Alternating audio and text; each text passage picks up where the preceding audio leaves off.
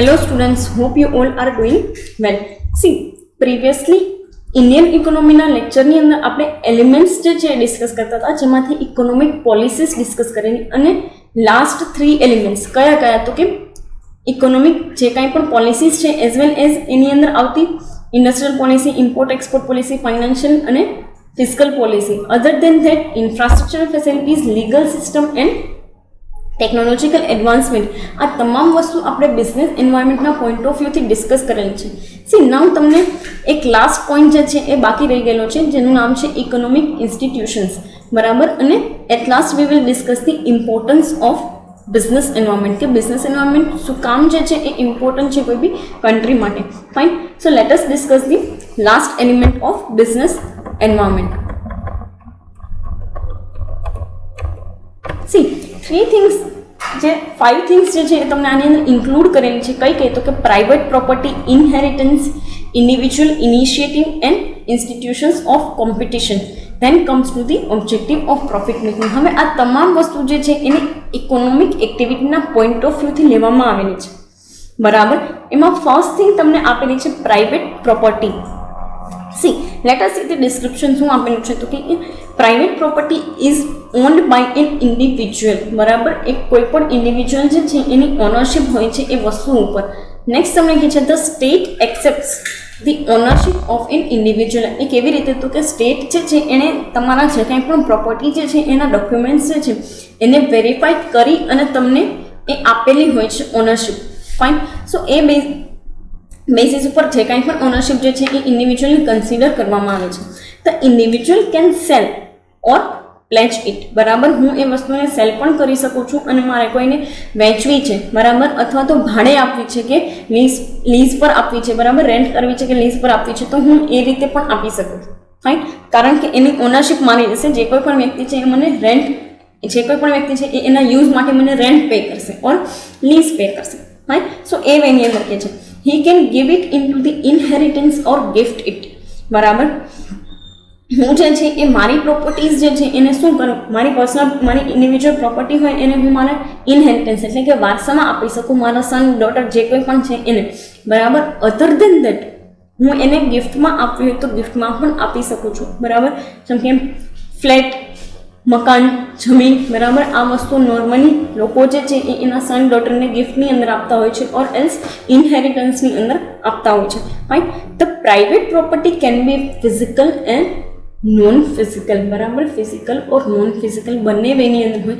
Like for example, હું કોઈ પણ મારી પ્રોડક્ટ જે છે એનો કોપીરાઇટ જે છે આપી દઉં છું, તો એ અલ્ટિમેટલી મારી પ્રાઇવેટ પ્રોપર્ટી હતી, બરાબર. મારી કંપનીનો કોપીરાઇટ મારી પ્રાઇવેટ પ્રોપર્ટી હતી, જે મેં કોઈ પણ બીજા પર્સનને ટ્રાન્સફર કરી દીધેલી છે અથવા તો આપી દીધેલી છે, બરાબર. સો એ વસ્તુ બી છે કે તમે એ વસ્તુને ટ્રાન્સફર કરી અને આપી શકો છો. It can be in a physical format, એટલે કે જમીન, મકાન એવી રીતે પણ હોઈ શકે છે, બરાબર. અને બીજું તો કે નોન ફિઝિકલ ફોર્મેટની અંદર કોપીરાઇટ જેવી વસ્તુ હોય છે, ટ્રેડમાર્ક જેવી છે, બરાબર, પ્રોપર્ટી રાઇટ્સ જે છે એ પણ તમે ટ્રાન્સફર કરી શકો છો, બરાબર. લાસ્ટમાં કહે છે it encourages savings and investment. Simply તમે આ જેટલી પણ અસેટ્સ અથવા તો પ્રાઇવેટ પ્રોપર્ટીઝ વસાવો છો, બરાબર, તો એ શેના પર્પઝથી હોય છે તો કે કાં તો ઇન્વેસ્ટમેન્ટના પર્પઝથી ઓર એલ્સ સેવિંગ્સના પર્પઝથી, બરાબર. આ વસ્તુ સેવિંગ્સને એન્કરેજ કરે. એક વસ્તુ એક પોઈન્ટ ઓફ વ્યૂથી એ જોવા જઈએ કે ઓલરેડી તમારી પાસે છે તો એમાંથી તમે લિક્વિડ ફોર્મેટમાં જનરેટ કરી શકો, બરાબર. અને બીજા પોઈન્ટ ઓફ વ્યૂથી જોવા જઈએ તો શું તો કે સેવિંગ્સ અને ઇન્વેસ્ટમેન્ટ તમે અથવા તો એ વસ્તુને તમે એ જમીન, મકાનની અંદર ઇન્વેસ્ટ કરો છો ઓર એલ્સ તમારી પાસે તમે એ પૈસાને સેવ કરો છો just to make out that property, બરાબર. માર્કેટની અંદર તમે પ્રોપર્ટી બાય કરવા માટે અત્યારથી તમે એ વસ્તુનું સેવિંગ્સ કરો છો. તો બંને પોઈન્ટ ઓફ વ્યૂથી કહે છે કે it encourages savings and investment. ઘણી વખત લોકો રિયલ એસ્ટેટની અંદર ઇન્વેસ્ટમેન્ટના પર્પઝથી જતા હોય છે કે ભાઈ આજે મકાન લીધું કે ફ્લેટ લીધો, 5 વર્ષ પછી જ્યારે કિંમત વધશે ત્યારે વેચી નાખશું, બરાબર. અને એ જે કાંઈ પણ કિંમત વધશે it will be the reward part, બરાબર. આટલા ટાઈમ પીરિયડ જે છે it will be the time value of money. આટલા ટાઈમ પીરિયડ સુધી વેઇટ કરવાનો એને રિવોર્ડ મળે. ફાઇન. સો એ વેની અંદર જોવા જાય તો private property. Then comes to inheritance. See inheritance એટલે શું તો કે સિમ્પલી વારસામાં મળેલી કોઈ પણ વસ્તુ. હવે વારસામાં મળેલી વસ્તુ મને મારા પપ્પાએ આપેલું જમીન મકાન પણ હોઈ શકે, બરાબર, આપણા કોઈ પણ પૂર્વજોએ ઊભી કરેલી પબ્લિક અસેટ, બરાબર, જેને આપણે પબ્લિક અસેટ તરીકે ઓળખી શકીએ એવી કોઈ પણ વસ્તુ, આ જે કાંઈ પણ તમે અજાયબીઓ જુઓ છો, these are the part of the inheritance, બરાબર. આપણે કોઈ ઊભું નથી કરેલું, જે કોઈ પણ શાસકો હતા, રાજાઓ હતા, બરાબર, એ લોકોએ ઊભી કરેલી વસ્તુ છે. તો એ વેની અંદર કહે છે N individual can give all his property in inheritance, બરાબર. કોઈ પણ ઇન્ડિવિજ્યુઅલ જે છે એ ઇનહેરિટન્સની અંદર એ વસ્તુ વારસામાં આપી શકે. It is not natural or unlimited.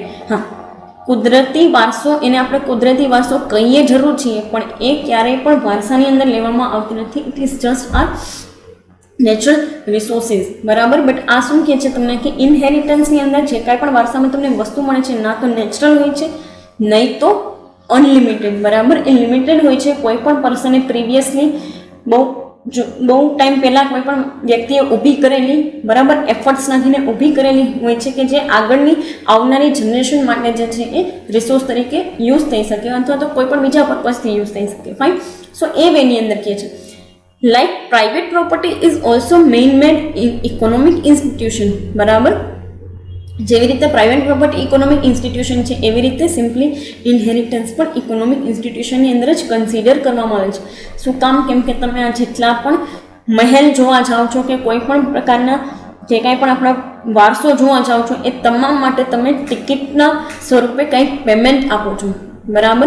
અને ગવર્મેન્ટ એ વસ્તુ માટે જે છે એ ચાર્જ કરે છે. એ વારસાને, એ જે કાંઈ પણ ઇનહેરિટન્સની અંદર મળેલી આપણને સંપત્તિ, જે કાંઈ પણ અસેટ છે એને જોવા માટે ગવર્મેન્ટ ચાર્જ કરે છે અને તમે પે પણ કરો છો.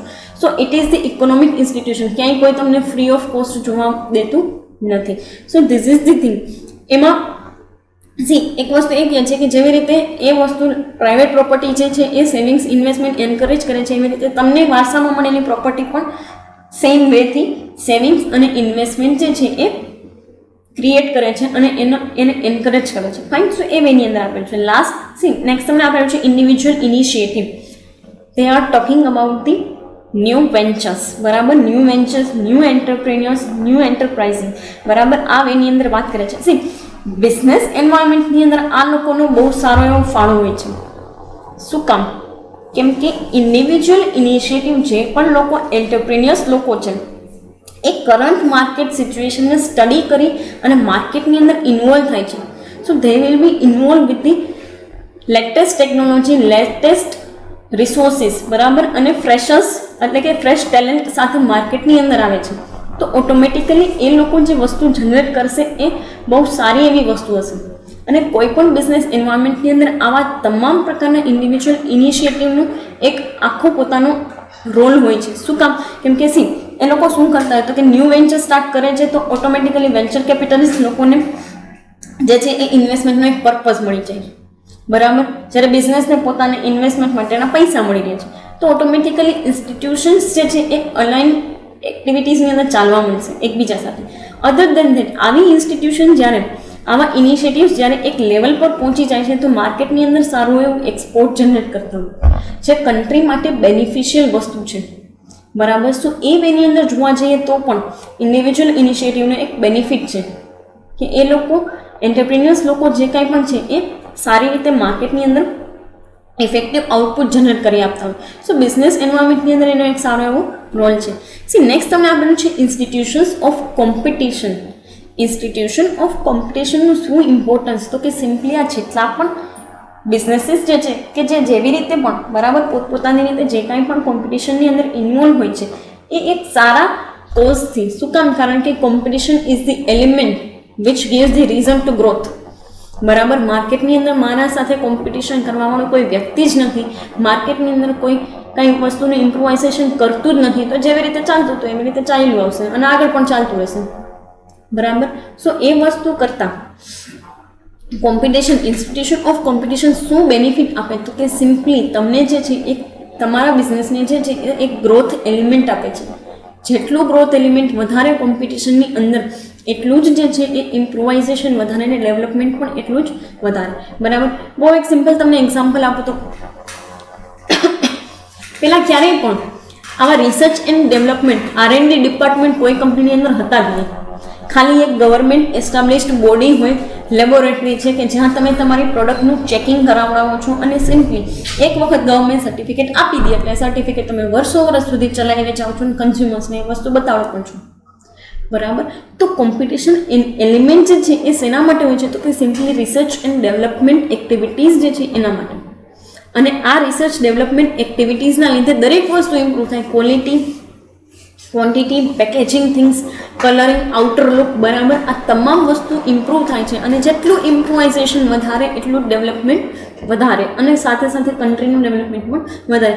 Even if we are meeting to the standard of international forms, બરાબર. આપણે ઇન્ટરનેશનલ ગવર્મેન્ટના સ્ટાન્ડર્ડને મેન્ટેન કરીએ તો માર્કેટની અંદર આપણી પ્રોડક્ટ જે છે એક્સપોર્ટ પણ ઇઝીલી કરી શકીએ છીએ. ફાઇન. સી લાસ્ટ તમને આપેલું છે objective of profit making. Economic ઇન્સ્ટિટ્યુશન્સની અંદર એવી કોઈ પણ ઇન્સ્ટિટ્યુશનને તમે ઇન્વોલ્વ ના કરી શકો કે જેનો ઓબ્જેક્ટિવ એટલે કે આ જેટલા પણ નોન ગવર્મેન્ટ ઓર્ગેનાઇઝેશન્સ જેને તમે એનજીઓના નામથી ઓળખો છો ને, જે ખાલી અને ખાલી સેવાકીય પ્રવૃત્તિ સાથે જોડાયેલા હોય તો તે aren't the part of economic institutions, બરાબર. હા, ભલે એની અંદર દાન સ્વરૂપે અમુક પૈસા આવતા પણ હોય છે, બરાબર. ડોનેશનના ફોર્મેટની અંદર અમુક પૈસા, અમુક વસ્તુઓ, અમુક રિસોર્સિસ, તમામ વસ્તુ આવે છે, but it can not be considered into the economic institutions. તો શું કહે છે કે જે ઇન્સ્ટિટ્યુશનનો મોટિવ જે છે એ પ્રોફિટ મેકિંગનો છે ને, એ તમામ પ્રકારની ઇન્સ્ટિટ્યુશન શેમાં ગણાય છે? તો કે ઇકોનોમિક ઇન્સ્ટિટ્યુશનની અંદર. એક વસ્તુ તમને કહી દઉં કે ડેફિનેટલી કોઈ પણ પ્રોફેશન કે જેમાં તમે સીએ, લોયર, ડૉક્ટર્સ, પ્રોફેસર્સ એ તમામ લોકોને કન્સિડર કરી શકો છો, બરાબર. જો એ લોકો કોઈ પણ પ્રકારની ઇન્સ્ટિટ્યુશન લઈને બેઠા છે કે જેની અંદર એ લોકો ફીસ ચાર્જ કરી અને પ્રોવાઈડ કરે છે કોઈ બી વસ્તુ, બરાબર. So they are considered into the profession. Fine. These also the part of the economic institutions. No doubt their motive is not definitely of profit making, બરાબર. એ લોકોનો મોટિવ પ્રોફિટ મેકિંગનો નથી હોતો. શું કામ? કારણ કે એ લોકો ફીસ ચાર્જ કરે છે અને આ બદલામાં વર્ક આપે છે, that's it. But still it is considered as the economic institution, કારણ કે એ લોકોની જે કંઈ પણ ઇન્સ્ટિટ્યુશન છે એની અંદર મની જે છે એ ફ્લોની અંદર વર્કઆઉટ કરતી એટલા માટે. Right. So this is the thing. This is all about the main elements of the business environment, જેની અંદર આપણે કઈ કઈ વસ્તુ ડિસ્કસ કરી તો કે demand, consumption, competition, economic policy. Economic પોલિસીની અંદર પણ કઈ કઈ પોલિસીસ તો કે financial policy, fiscal policy, agricultural policy, import export policy, બરાબર. Other than that infrastructural facilities, legal system, technological advancement and economic institutions. See તમને 20 માર્ક્સની અંદર આ ક્વેશ્ચન પૂછવામાં આવે છે. ફાઇન. સો પ્લીઝ એ પ્રમાણે તમારે લખવાનું રહેશે અને એ જ પ્રમાણે આ વસ્તુને માઇન્ડમાં ઉતારવાની પણ છે. 20 માર્કનો ક્વેશ્ચન તમે 3 પેજીસનો લખો છો, that I know and that you also know, બરાબર. તો પ્લીઝ મહેરબાની કરીને મિનિમમ 6 થી 7 પેજનો 20 માર્ક્સનો તમારો ક્વેશ્ચન બનવા જોઈએ અને આ તમામ લિસ્ટેડ એલિમેન્ટ્સ જે છે એ આવવા જ જોઈએ. તમારા આખા પહેલા યુનિટમાંથી અથવાના ક્વેશ્ચનમાં તમને એક આમાંથી અને એક આનો સેકન્ડ ચેપ્ટર એટલે કે ગ્લોબલાઇઝેશનવાળા ચેપ્ટરમાંથી પૂછવામાં આવે છે, બરાબર. તો પ્લીઝ મહેરબાની કરીને 6 થી 7 પેજનો ક્વેશ્ચન લખજો. This is my instruction to you. Fine. C next topic આપણો છે ઇમ્પોર્ટન્સ ઓફ બિઝનેસ એન્વાયરમેન્ટ. એની અંદર સી ઘણી બધી વસ્તુઓ તમને આપેલી છે. કોઈ પણ કન્ટ્રી માટે બિઝનેસ એન્વાયરમેન્ટનું ઇમ્પોર્ટન્સ શું કામ હોય છે અને શું હોય છે. ફાઇન. પહેલી એક વસ્તુ કે કોઈ બી કન્ટ્રીની અંદર બિઝનેસ એન્વાયરમેન્ટના બેઝિસ ઉપર જ એ કન્ટ્રીનો ગ્રોથ ડિસાઇડ થતો હોય, બરાબર. કન્ટ્રીનું ઇકોનોમિક ગ્રોથ આ બિઝનેસ એન્વાયરમેન્ટના બેઝિસ ઉપર ડિસાઇડ થાય છે. સી ઘણી બધી વસ્તુ આપેલી છે. આઈ થિંક અપ્રોક્સિમેટલી 8 to 9 જે છે એ ઇમ્પોર્ટન્સના પોઈન્ટ્સ તમને આપેલા છે. Let us discuss one by one. First જ તમને આપેલું છે કે make business dynamic and flexible, બરાબર. બિઝનેસને ડાયનામિક અને ફ્લેક્સિબલ બનાવે છે કોણ? તો કે બિઝનેસ એન્વાયરમેન્ટ. હવે બહુ એક સીધી વસ્તુ કહું, બે વર્ડને આપણે જોઈ લઈએ. ડાયનામિકનો મતલબ છે એવર ચેન્જિંગ અને ફ્લેક્સિબલનો મતલબ છે કે તમે ધારો ત્યારે એ વસ્તુની અંદર ચેન્જ કરી શકો, બરાબર.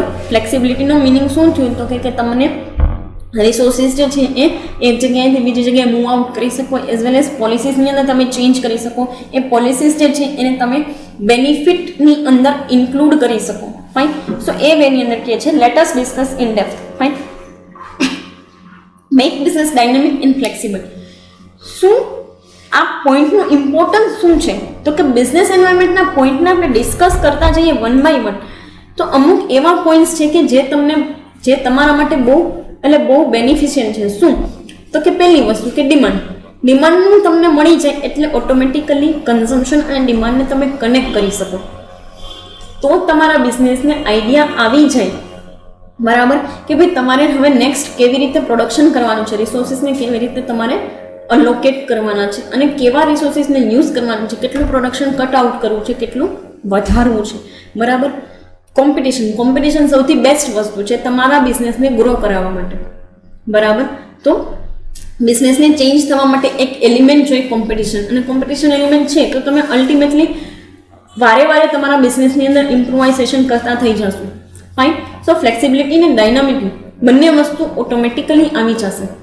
Other than that make business જે છે બિઝનેસની અંદર આ જે કાંઈ પણ પોલિસીઝ અને સબસિડીઝ આપવામાં આવે, જેટલી તમને જે છે એ રિલેક્સેશન્સ અને સબસિડીઝ આપવામાં આવે છે એટલું તમે ઇઝીલી માર્કેટની અંદર ઓપરેટ થઈ શકો, બરાબર.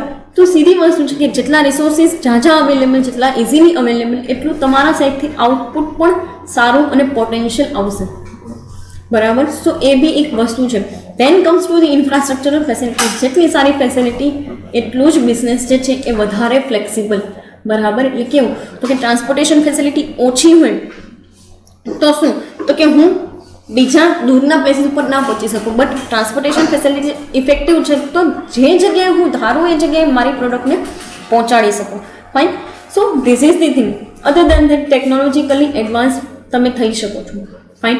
સો ફર્સ્ટ જોવા જઈએ તો દરેક પોઈન્ટ જે છે એ પોતાની રીતે ઇમ્પોર્ટન્ટ છે અને બિઝનેસને ડાયનેમિક અને ફ્લેક્સિબલ બનાવે છે.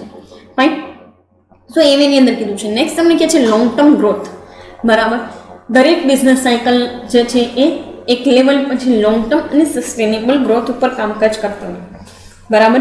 જે તમે બિઝનેસ સાયકલના જેટલા પણ સ્ટેજીસ ભણો છો, તો ભાઈ ઇન્ટ્રોડક્ટરી પાર્ટ છે ને, ગ્રોથ સ્ટેજ છે ને, સેચ્યુરેશનનો સ્ટેજ છે, સસ્ટેનેબિલિટીનો સ્ટેજ છે, બરાબર. આ તમામ સ્ટેજ ઉપર બિઝનેસ જે છે એ એક સારા લેવલ ઉપર કામ કરતો હોય. હવે બિઝનેસની લોંગ ટર્મ ગ્રોથ ક્યારે ગેઇન થાય? તો કે જેવા તમે ઇન્ટ્રોડક્શનમાંથી ગ્રોથમાં અને ગ્રોથમાંથી તમે જે છે એ માની લો કે એક સેચ્યુરેશનના સ્ટેજ સુધી પહોંચો છો, એ સ્ટેજ સુધી તમને પ્રોપર લોંગ ટર્મ ગ્રોથ મળી ગઈ છે અને એ આ બિઝનેસ એન્વાયરમેન્ટના લીધે મળે છે. કોઈ લોકો એમ કહે છે કે ભાઈ હું 35 વર્ષની બિઝનેસ ચલાવું છું, કે અમારો બિઝનેસ 50 વર્ષ જૂનો છે કે 60 વર્ષ જૂનો છે. તો શું લાગે છે તમને કે is it easy to maintain whole this management from the 1 year to 50 years? ના, ક્યારેય પણ ઇઝી ના હોય. બટ હા, બિઝનેસ એન્વાયરમેન્ટ પ્રમાણે તમે જેમ ચેન્જ થતા જાઓ ને એમ તમને આવો લાંબા સમયગાળાનો એક ગ્રોથ જે છે એ ગેઇન થાય. ફાઇન. સો એ ઇમ્પોર્ટન્સ જે છે એ બિઝનેસ એન્વાયરમેન્ટ ઓક્યુપાય કરે છે. નેક્સ્ટ તમને આપેલું છે સોશિયલ એક્સેપ્ટન્સ, બરાબર. આ લેક્ચરની અંદર આપણે કઈ વસ્તુ ડિસ્કસ કરેલી છે? તો કે સિમ્પલી ઇકોનોમિક ઇન્સ્ટિટ્યુશન્સ અને 2 ઇમ્પોર્ટન્સ કયા? તો કે make business dynamic and flexible, and second વાળું કયું? તો કે લોંગ ટર્મ ગ્રોથ. નેક્સ્ટ જેટલા પણ રિમેઇનિંગ ઇમ્પોર્ટન્સના પોઈન્ટ્સ છે that we will discuss into the next lecture. Thank you so much.